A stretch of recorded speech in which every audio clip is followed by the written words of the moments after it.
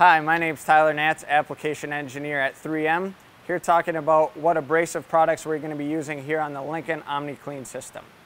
So the 3M abrasives we have for the Lincoln Electric OmniClean are fiber discs and Scotch-Brite LGB for weld cleanup. The fiber discs do a great job of removing the weld quickly, efficiently. They last a long time using our Cubitron 2 precision shaped grain.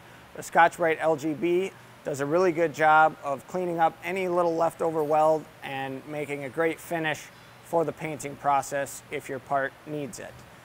There's different fiber discs that we're using, and that depends on the substrate. The 982C is used for our carbon steel.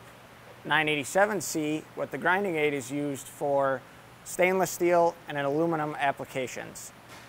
The Scotch-Brite LGB, we have two different forms, the Super Duty and Heavy Duty, depending on what grit of fiber disc we are using. So 982C and 987C come in 36 plus, 60 plus, 80 plus, where our new 982C X Pro comes in the 36 plus only at this time, but it lasts a little longer, cuts a little faster than our 982C, so it's a great product to add to the OmniClean system behind me.